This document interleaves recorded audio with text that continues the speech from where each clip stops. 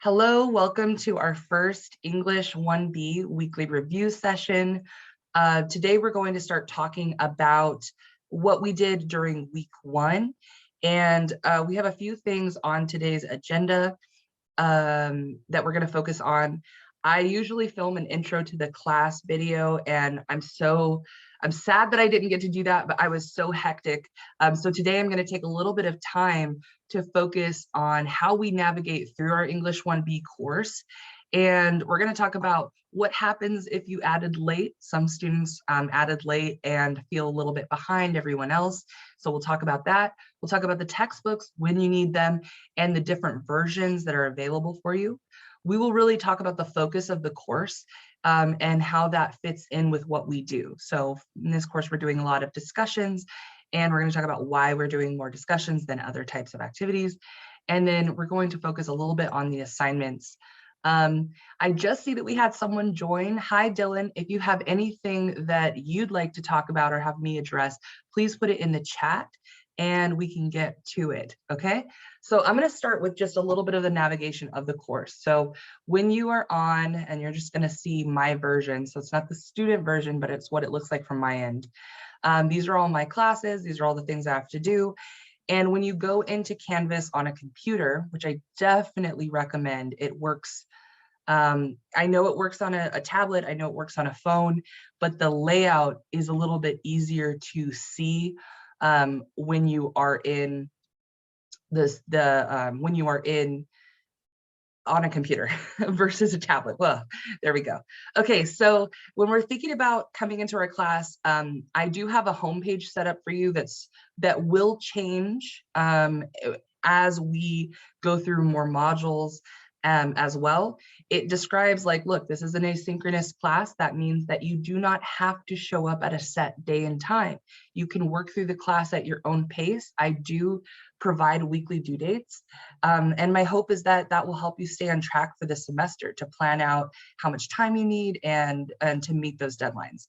My policies on late work are extremely lenient in that if you have some sort of concern with the deadline, or if something comes up, let me know. It's not a big deal, but it's not a big deal whether you turn something in at 11:59 or 8 a.m. You know what I mean? If you need that additional time, if you need if you've been asked to work overtime, all of these concerns that happen as we are students who also have very busy lives.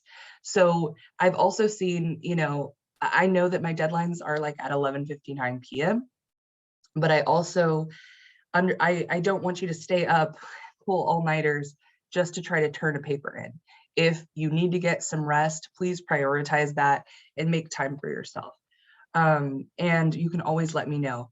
I may ask you to propose another due date for yourself for accountability. And that's because, sometimes when an instructor's like, oh yeah, you can turn it in at a different time, but there's no deadline, it's very hard to get that sense of like urgency that comes from a deadline. So if you are asking me for extra time, just be prepared to let me know when you feel like you can turn that in reasonably. My only stipulation is that please don't let everything go to the end of the semester and try to turn it in 1 week. That's really harsh on me, and that's not a good way to try to pass this class, because it's not likely that you will pass if you try to do that. So that's not how this works. And I'll be reaching out to you if I notice that you're missing a lot of things, or you're missing a few weeks at a time. I don't want to see that happening. And I know in an online environment, it's harder to feel connected in that way. I also cannot accept things after the last day of class. I have a very strict grading deadline that I have to hold myself to. But like I said, if you need extra time, let me know. I'm there to work with you, but I also need you to have some sort of accountability for when you can turn in something if you have an assignment, if you have something come up in your life. So I will be putting links to the modules here, but I also recommend that you navigate the course primarily through the modules page. I do hide assignments and I do hide discussions because what I found is sometimes students will go into the assignment and then just start doing the assignment without looking at the content that's necessary before that. So we'll talk about this. There are so many ways to contact me, probably too many ways, I guess, but I will tell you which ones I prefer the most. I really prefer it when you contact me through Pronto in Canvas. I actually have it set up so that it goes to my phone, and I can even chat with you in real time if I'm available. If you want to send me a direct message because you're going to talk to me about something that's a little bit more private, or that's a question that you don't want sent to the entire class, please do that. And this is really great if you have a quick question and you need a quick answer. Okay. If this is like, you got to tell me like this a lot of information, an email works better, office hours work better. My second preferred one is to come to office hours. It's great for you to just pop in, ask a few questions, and pop out. I know that these times may not work for everyone. I understand we all have very different schedules. So if office hours don't work, but you still like to have kind of a live meeting, you can arrange that with me. So we could set a time in Pronto, and then even Pronto has video options. So it's like, if we're online at the same time and you want to have that phone call or Zoom kind of interaction, we can just go online right there. So I am very available in those ways. A private message in Canvas inbox is a really good way to contact me. I do respond to messages on Canvas daily during the weekdays. So use these, reach out to me. And like I said, I will also reach out to you. So I don't want you to feel as if you will always have to be the one reaching out to me. I'm going to be doing that work as well. Let's see. What's next on our agenda? Navigating the course. So please make sure that you are reading the announcements. I'm going to do my best to not send too many. I'll try to send maybe, one or at most 2 a week. Because I don't want to like overwhelm you with announcements. But usually every time a module is posted or updated, I will send an announcement. I'll also send maybe some updates. So if something's changing in the course, I'll put that there. And then, so make sure you read them. I have them there. You can access them on the homepage. I usually have the most recent ones are posted there. And then modules is the best way to access this course. So how I set this up is let me see. You can also collapse and expand all. That's beautiful. I love it. So what I've started doing, and this may be different from other instructors that you have, is I started putting the most recent module on top. And I know that can be a little confusing, but it's so that you don't have to scroll all the way to the bottom in order to access the current module. Now, if you just added late, you definitely want to go through the Start Here Welcome module first, make your way through that module, and make sure that you upload your photo to Canvas so I can see your face or an avatar that represents you. You set up your notifications so that you get notifications every time that maybe an assignment is graded, or every time I give you feedback, or if something new is posted. You want to make sure those notifications fit your preferences. Like if you don't like to see when you get a grade right away because that stresses you out, turn that notification off. And I do have some recommendations for it, but they should be your preferences. Let's see. There's more information about the textbooks and materials that we'll go over.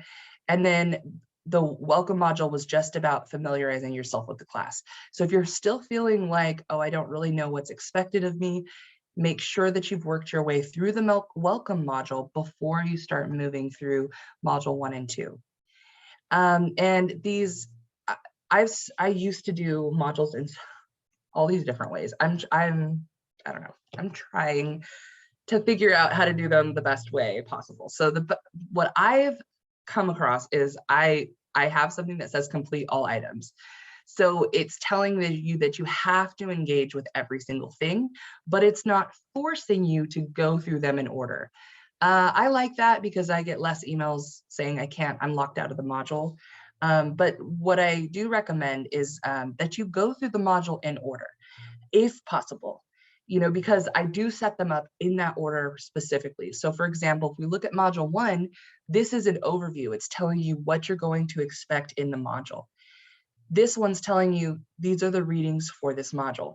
And then this whole section's about critical thinking. This whole section's about English 1A review. And then the lab is included where it fits. So for me, I put the lab in the section that it's related to the content. So if you're doing this lab, you definitely want to make sure you've reviewed this section and reviewed this section before you complete that lab. And then the module 1 summary includes the homework for the week.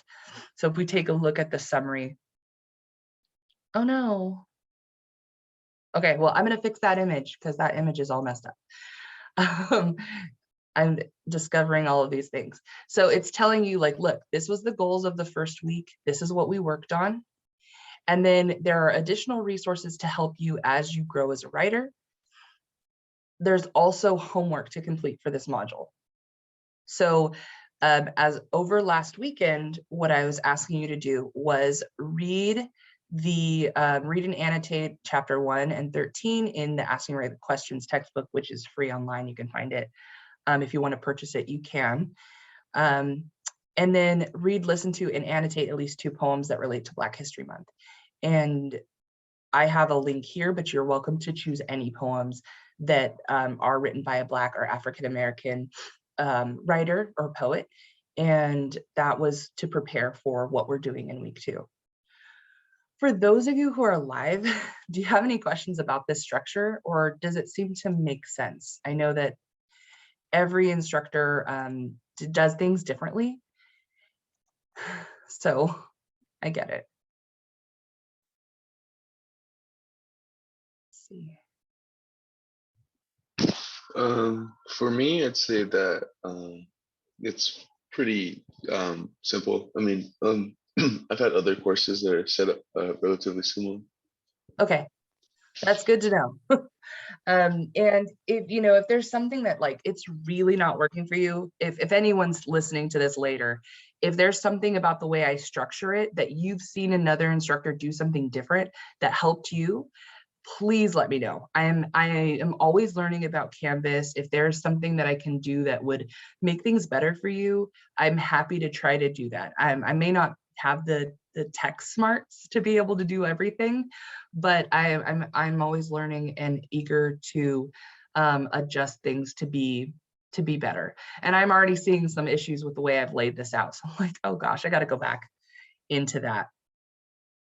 So yeah, thanks on that. Dylan, does the layout make sense to you? If you can't chat, oh, go ahead. Yeah, no, it makes sense.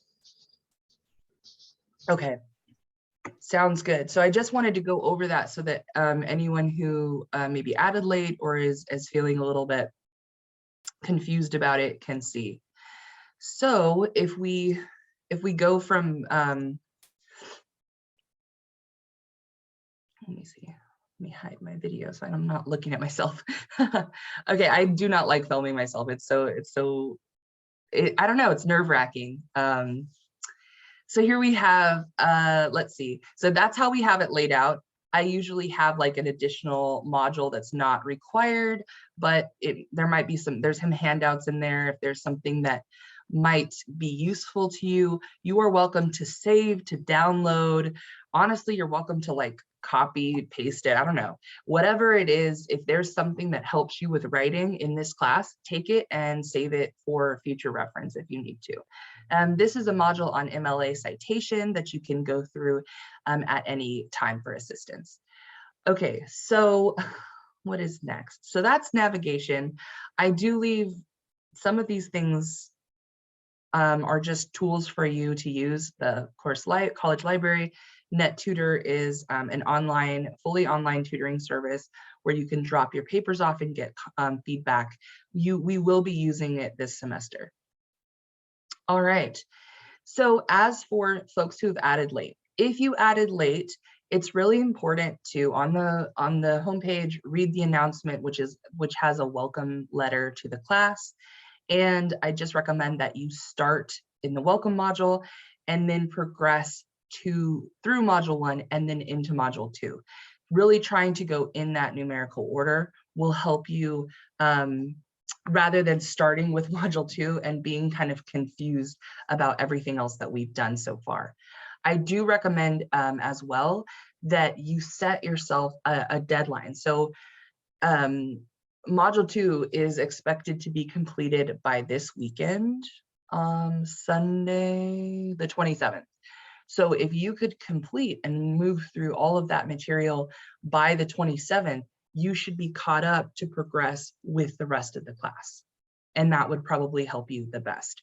I also recommend that if you added late and you still feel like you're missing something, stop, definitely watch this video, which if you're already doing that. But I also recommend coming to office hours, sending me questions. Remember, you're not in any way inconveniencing me or bugging me if you have questions. Even, and I do recommend Pronto, it's wonderful for me if you have a specific question that I can help you with. All right, let's talk textbooks. Making sure that we have the textbooks for our class. Okay. So, and I also will be putting links to the weekly modules. So if you don't want to go to the module section and then scroll down, you can always click into the exact module you want to go to. And I'll be updating this throughout the semester. Okay. So textbook information. We need 3 different textbooks, and we need them, surprisingly, we actually need, this is an alphabetical order, or this was an alphabetical order, it's not anymore. We need them in this order. So the first one that we'll be working on is David Henry Hwang's In Butterfly. That is a play, it's about like 98 pages, 100 pages long, and I have found different versions of this play. So if your textbook order is running late, which I've already received some questions about that, then I do recommend that you Google In Butterfly PDF full text. There are full texts available on the internet. I mean, of course, I want you to, if you can, pay for it, purchase it, so that this playwright gets, his money for this wonderful play that he wrote. But I also really encourage you to use whatever resources possible to make sure that you have it when we're working on it. I've also put all of these texts, and I have to update this here, but I've put all of these texts on reserve at the Norco College Library. So if you are on campus, you can go to the Norco College Library, let them know that you'd like to read the book while you're there or take pictures or whatever, but you can't check it out from the bookstore or from the library, because it's on reserve for any student in this class. There are also a couple other versions of David Henry Hwang's In Butterfly that I highly recommend. The first time I read this play, it was pretty confusing to me because it's told out of order, and it's supposed to be like this. It's like a puzzle to put it together, which means that just reading it is an act of critical thinking. And there's a really good full-length production, a recording of In Butterfly on Spotify with the original Broadway cast. This full-length recording, if you listen, obviously you have to be able to listen to it in order, but if you listen to it in order on Spotify, it goes through the entire play, and it includes the music, and it has people's, it's just so much easier to listen to it and understand it. I also recommend, if you're the kind of person who likes to listen while you look at the text, which I am, listening to it while you have the text open can really help you make those connections. So, and then there's also a version of In Butterfly. I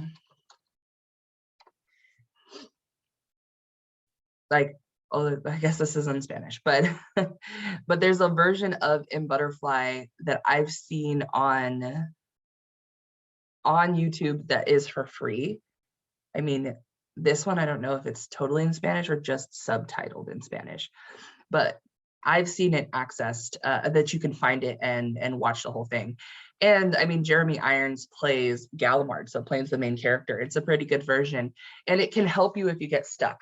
Okay, so for this class, if you get stuck with any of the text that we read, let me know, but also don't hesitate to reach out and use things like lit charts. I use that sometimes when I'm dealing with a difficult text.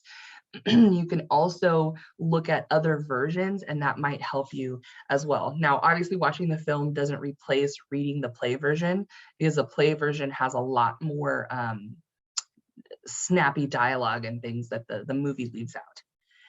There's also like I said, a film version. There's a really good audiobook for the Book of Unknown Americans. I think it's on Audible. I'm not really sure, but one of my students told me that the audiobook is so good because each different character has a different voice. So they got different voice actors to play the different people in Book of Unknown Americans. And that might help you distinguish the characters and understand them better. So if you like to listen to texts, definitely check that out. You will need to quote from the books and the plays that we're using. So you need to have some sort of version where you are able to pull the quotes and put them directly into your paper and discussion posts. All right, so, and we'll need them in this order. So David Henry Wong, we need next week. So this weekend, we're going to be reading Act 1. And then we're going to read Book of Unknown Americans. And I believe that's starting before spring break. And then after spring break, we need In the Dream House. There we go. Focus of the class. Okay. So the reason I put this on here was I got some questions about just kind of what is this class about? What kinds of assignments are we working on? And so this class is really about developing critical thinking skills and critical writing skills, doing so through both reading and writing. Now, it's so funny because it's like, oh, this is an online class. It's so, how are we going to do this like effectively, right?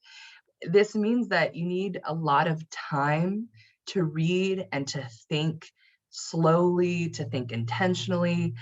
There's only so much I can do to give you the space to do that, right? So that's why we have things like discussions where I will ask you questions that start to feel harder, lab assignments that start to feel more challenging. And so even though it might be one discussion a week or maybe 2 discussions a week, it's asking you to really think deeply. I would rather have you think more deeply about less assignments than to inundate you or give you a ton of assignments and then have you kind of like just try to finish them quickly. So I hope that makes sense. It's really about deep thinking, deep reading, and really deeply writing about the literature. So a lot of what we're going to do in this course in terms of the assignments relate directly to that. We are primarily going to have labs, which are targeted activities to help you develop your writing skills or your reading skills. And they're going to change each week. So it might be something where you have to go talk to a tutor or work with a tutor online. It might be something where you get to choose what you want to do that week. So maybe you choose an activity that feels like it's going to grow your critical thinking skills, and it allows you some choice and some and kind of making the decision about what's going to work for you. So lab assignments, 1 per week, just like an English 1A class would have a lab assignment every week. And then those lab assignments should take about an hour. If you're finding that they're not taking an hour, it might mean that you need to think about them a little bit more. If you're finding that they're taking way longer than an hour, right? Maybe you're thinking too much. So keep that in mind. And then discussions, we're going to do different kinds of discussions. They won't always be on the discussion board. Some will be on Google Docs where you can like see who's actually on there live and go back and forth. I'm really excited for that. And I love to engage in those discussions as well. And then the focus of this class is essays. We don't have timed exams. We don't have quizzes, nothing like that. In fact, we don't have any timed essays either. I don't like that. I don't like to do that on Canvas. I don't even really like to do that in person. So if you will have, like, usually you'll have the prompt in advance, you'll have time to really think through your argument that you're going to present. You'll have kind of a peer review session. You'll have a week where we do peer review on usually through a discussion board with other classmates. You can bring your essay to me to talk about it during office hours before you submit it. And that's really the focus of this class. I mean, it is a writing class, so essays are the big thing. I hope that that's clear enough. For now, that was just our agenda of what we wanted to cover, what I wanted to cover today, and what those of you who are here wanted to cover today. So I guess those of you who are here, do you have any more questions or thoughts that I could answer before we conclude? And feel free to put it in the chat. You don't have to unmute and talk. You can just type it. Put a thumbs up. No, it's pretty clear. So Yay. I'm so glad. Yeah, and so these review sessions, just FYI for people who didn't come to this review session, or these review sessions are not where I have an agenda, right? It's not like I have a plan and I'm going to teach you things. It's more like, let's review what we did last week and let's make sure we get your questions answered. So if for some reason you can't attend a review session, but you have a question that you'd like to have answered during that time, you're always welcome to ask me in advance, and I'll, you know, and hopefully if I get it, I can put that in there. Or you could, you know, reply to the inbox message that I send, or the announcement that I send, saying that we're going to have a session. And once again, I want to reiterate that attendance is not required at these. In fact, I'm not allowed to require attendance at these because you signed up for an asynchronous course. So really, and I'm not allowed to teach anything brand new. I'm just allowed to review things that we've already covered. Though, if there's something that you feel like I didn't cover well enough, I'm happy to take note of that and then maybe include that in the upcoming week's module.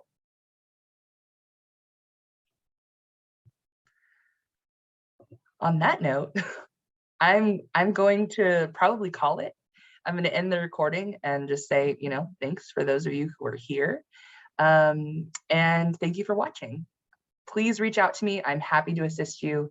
And I know it was slow going this first week. I didn't really reach out to a lot of people, but I will be much more engaged now that I've kind of had some time to process all of these different classes that I'm teaching this semester. So thanks for being here.